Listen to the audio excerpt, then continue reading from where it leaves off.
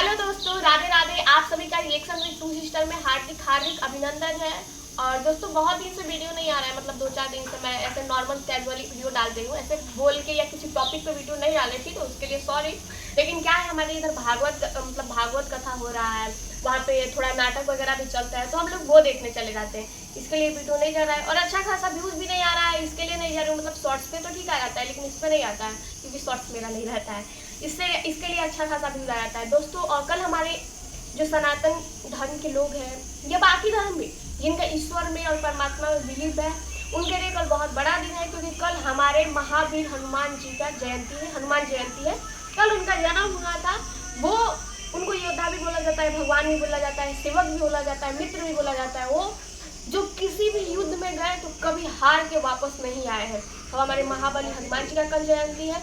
और उसके 2 दिन बाद बहुत ही हमारे भारत में बहुत ही लोकप्रिय और चर्चित है, जो कि एक वकील भी है, जो कि एक कहीं ना कहीं समाज सुधारक भी है, जिन्होंने भारत का संविधान लिखने में एक योगदान दिया है और महत्वपूर्ण योगदान दिया है उन्होंने। और वो योगदान ये था कि उन्होंने जो नीचे कास्ट के लोग थे, मतलब जिन पे अत्याचार हो रहा था, या बड़े कास्ट जिन पे अत्याचार हो रहा था, जैसे कि बड़े कास्ट की महिलाएं भी थी, वो उन्होंने जब देखा कि महिलाओं को पढ़ने लिखने काम करने की आज़ादी नहीं है, उनको एक पुरुष के नीचे, मतलब उनके जीवन के सारे फैसले में पुरुष लेते हैं, तो ये चीज़ उनको बहुत बुरा लगा।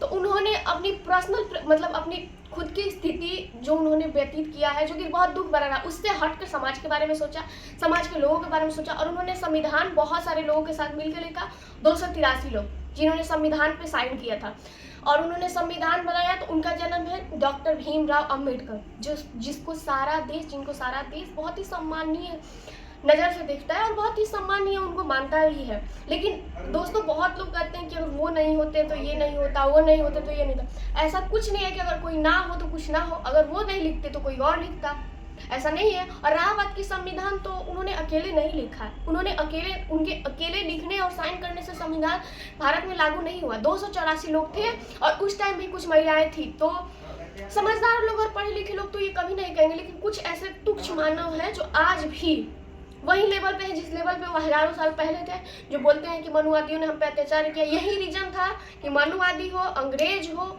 मुगल हो, कोई भी हो, उन पे शासन करके गया। या हमारे अंदर अगर वैसी मेंटालिटी आएगी तो हम पे कोई शासन करके चला जाएगा। तो लोग बोलते हैं कि अगर वो नहीं होते तो लोग पढ़ते नहीं, लोग लिखते नहीं। इस देश में संविधान लिखने से भी पहले बहुत लोग पढ़ चुके हैं, बहुत स्त्रियाँ भी काबिल रही हैं। और रहा बात घर से निकलने के लिए, तो देश आज़ाद होने से पहले भी ना बहुत स्त्रियों का योगदान इस देश में रहा है।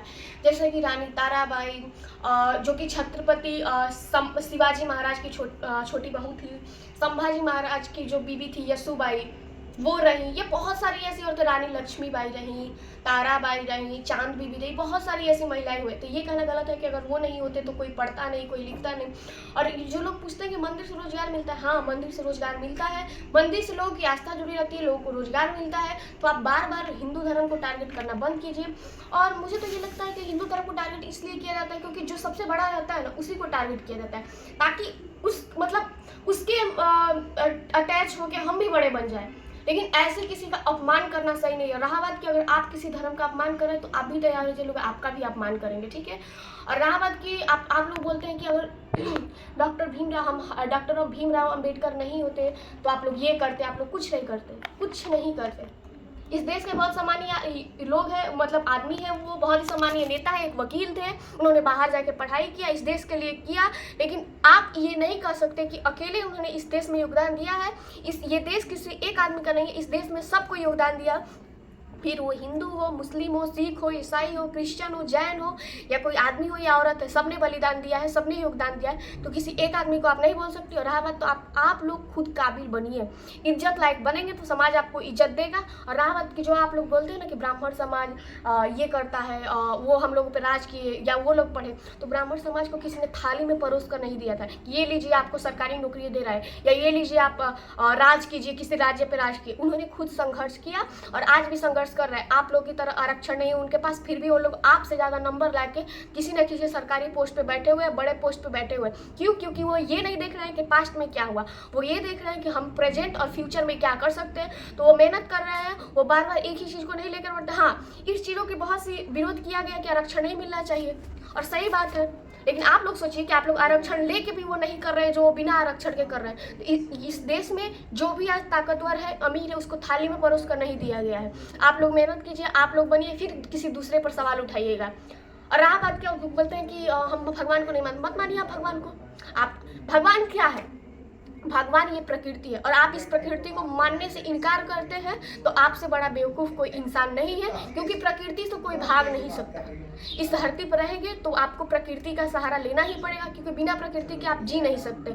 और आप नहीं मानना है भगवान को, मत मानिए आप भगवान को, लेकिन आप ये मत बोलिए कि आप लोग अंधभक्त हैं, आप लोग अंधभक्त हैं, आप लोग अंधभक्त हैं। आप खुद सोचिए, आप अंधभक्त हैं, एक आदमी के बोलने पर आप लोग उसकी ओर चले जा रहे हैं। आप सोचिए, जब आप कोई फॉर्म भरते हैं, सरकारी फॉर्म, प्राइवेट फॉर्म या कोई भी फॉर्म, और जब आपको अपना धर्म या कास्ट लिखने के लिए होता है तो आप क्या लिखते हैं? हिंदू, क्रिश्चियन, जैन या ईसाई, क्या लिखते हैं आप? लिखते हिंदू है। और हिंदू धर्म में तो भगवान को माना ही गया है, भगवान से तो कुछ अलग है ही नहीं। हम लोग चांद, सूरज, पेड़, हर चीज़ का पूजा करते हैं। तो आप लोग काबिल बनिए और बार बार टारगेट करना छोड़ दीजिए, ठीक है? आप लोग धर्म के पीछे भागना छोड़ दीजिए। और रहा बात की जाति व्यवस्था, इस देश से कभी खत्म नहीं होगा, फिर वो 2025 हो या 2050, जाति व्यवस्था। और बड़ा रीजन है भाई, क्योंकि यहाँ पे मेंटालिटी वही है लोगों को, और एक ना एक तरह से सही भी है। मेंटालिटी है क्योंकि उस लायक लोग हैं, इसलिए उनको बोला जा रहा है। और इस देश पे या इस कोई भी धर्म, कोई भी देश खराब नहीं होता है, उसके लोग खराब होते हैं। और 2-4 ब्राह्मण खराब हो गए तो उससे पूरा ब्राह्मण समाज नहीं खराब हो गया। और अगर किसी ने अत्याचार किया तो ब्राह्मणों ने आप पे अत्याचार किया है, भगवान ने आप पे अत्याचार नहीं किया जो आप भगवान को मानने से इनकार करें। और मत मानिए, लेकिन आप दूसरे को अंधभक्त मत बोलिए, वो आपका अधिकार नहीं है। कौन से ब्राह्मण के संविधान ने आपको मौलिक अधिकार दिया है बोलने के लिए, लेकिन ये नहीं बोला है कि आप कुछ भी बोल सकते हैं। और आप बात